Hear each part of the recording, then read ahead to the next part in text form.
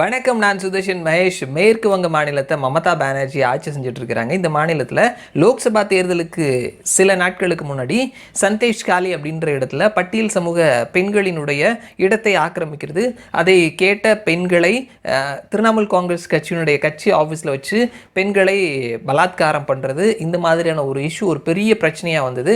அதற்கப்புறம் அந்த மாநிலத்தினுடைய ஆளுநர் ஆனந்த் போஸ் களத்தில் இறங்கினது.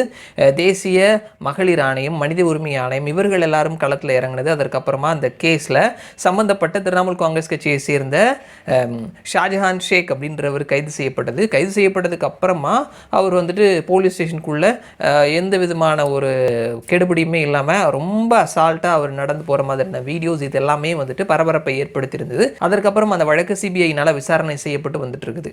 ஸோ இந்த விஷயமே தேசம் முழுவதும் பெரிய அளவில் அதிர்வலைகளை ஏற்படுத்தாத விஷயங்களில் ஒன்று இது.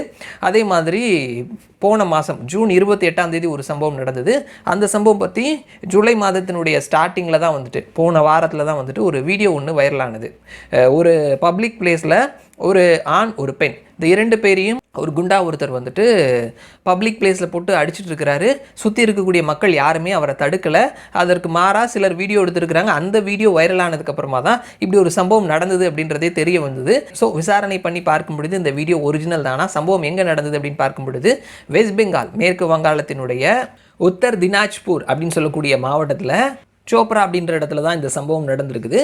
தாக்கக்கூடிய நபர் திரிணாமுல் காங்கிரஸ் கட்சியை சேர்ந்தவர் அப்படின்னு அவருடைய பெயர் தேஜாமுல் இஸ்மாயில் அப்படின்றதும் வெளியில் தெரிஞ்சுது. ஸோ இதை communist as well as BJP இவர்கள் ரெண்டு பேரும் தான் இந்த ஒரு விஷயத்தை வெளியில் கொண்டு வந்திருந்தாங்க. அதற்கப்புறமா மனித உரிமை ஆர்வலர்கள் இவர்கள் மேலே கேஸ் எடுக்கணும், முறையான விசாரணை பண்ணணும் அப்படின்ற விஷயங்கள் எல்லாமே வந்ததுக்கு அப்புறமா அதன் மேலே ஆக்ஷன்ஸ் எடுக்கப்பட்டு வந்துட்டு இருக்குது அப்படின்றத நம்மளால் கவனிக்க முடிகிறது. இது நடந்து முடிஞ்சு சில நாட்களுக்குள்ளேயே மேற்கு வங்காளத்தினுடைய ஜல்பைகுரி அப்படின்ற மாவட்டத்தில் புல்பாரி அப்படின்ற கிராமத்தில் ஒரு கணவன் மனைவி இருக்கிறாங்க. மனைவி கொஞ்சம் நாளைக்கு முன்னாடி காணாமல் போயிட்டாங்க. ஸோ காணாமல் போன உடனே ஊரில் இருக்கிற எல்லாருமே இந்த மனைவிக்கு இன்னொரு பர்சனோட ரிலேஷன் இருக்குது, அதனால தான் அந்த மனைவி ஓடி போயிட்டாங்க அப்படின்னு சொல்லிட்டு பேச்சுக்கள் பரவி இருக்குது. அதற்கப்புறமா அவர் போயிட்டு போலீஸ் ஸ்டேஷனில் கம்ப்ளைண்ட் கொடுத்துருக்கிறாரு, இந்த மாதிரி மனைவியை காணும் அப்படின்னு சொல்லிட்டு. சில நாட்கள் அந்த மனைவியும் திரும்பி வந்துட்டாங்க. கணவன் மனைவிக்குள்ளே சில சின்ன சண்டைகள் இருந்தாலும் அவர்கள் ரெண்டு பேரும் அவர்களுடைய வாழ்க்கையை லீட் பண்ண ஆரம்பிச்சிட்டாங்க. இந்த நேரத்தில் அந்த கிராமத்தினுடைய பஞ்சாயத்து தலைவர் திரிணாமுல் காங்கிரஸ் கட்சியை சேர்ந்த மாலதி ராய் அவர் கணவன் மனைவி ரெண்டு பேரையுமே அவருடைய வீட்டுக்கு கூப்பிட்டு அடின்னு அடிச்சிட்டாங்க. ஸோ அடித்ததுக்கு அப்புறமா வெளியில் போன கணவன் மனைவி, ஸோ ஏற்கனவே இந்த மனைவி போனதுக்கப்புறமா அந்த மனைவியை தவறாக பேசினாங்க. கணவனுக்கும் அது மன உளைச்சலை ஏற்படுத்தியிருந்தது. திரும்பி வந்ததுக்கப்புறம் அந்த மனைவிக்கு அது ஒரு மன உளைச்சலை ஏற்படுத்தியிருந்தது. மன ரீதியாக ஏற்கனவே பாதிக்கப்பட்டிருந்த கணவன் மனைவி இந்த பஞ்சாயத்து தலைவர் கூப்பிட்டு அடித்தது உடல் ரீதியாக பாதிக்கப்பட்டதுனால அந்த மனைவி சூசைட் அட்டன் பண்ணிவிட்டு அவங்க இறந்து போயிட்டாங்க.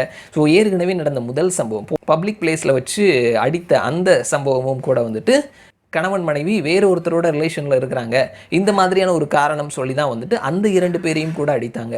ஸோ இந்த மாதிரியான சம்பவங்கள் தாலிபான்களினுடைய ஆட்சியில் தான் பெண்களுக்கு ஒடுக்குமுறை அப்படி இப்படின்னு சொல்லிட்டு இந்த மாதிரியான பப்ளிக் பிளேஸில் வச்சு அடிக்கிறது, இந்த விஷயங்களெல்லாம் நம்ம பார்ப்போம். ஸோ இங்கே ஒரு பெண்மணி ஆட்சி செய்கிறாங்க. பெண்களுக்கு எதிரான குற்றங்கள் தொடர்ந்து நடந்துட்டு இருக்குது. அது சந்தேஷ் காலியில் ஆரம்பித்து போன வாரம் நடந்த சம்பவத்தில் இருந்து சில நாட்களுக்கு முன்னாடி நடந்த சம்பவம் வரைக்கும் பெண்களுக்கு எதிரான குற்றங்கள் நடந்துட்டு இருக்குது.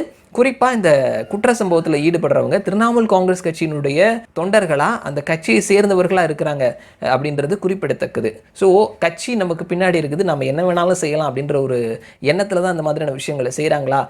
மமதா ஒரு பெண்மணி ஆளக்கூடிய மாநிலத்தில் தாலிபான்களினுடைய ஆட்சி நடக்குதா அப்படின்றதையும் பத்திரிகையாளர்களும் நெட்டிசன்ஸும் கேட்டுட்டு இருக்கிறாங்க. இந்த மாதிரியான விஷயங்கள் தமிழக மாதிரியான மாநிலத்தில் பெரிய செய்தியாகவே ஆகிறது கிடையாது.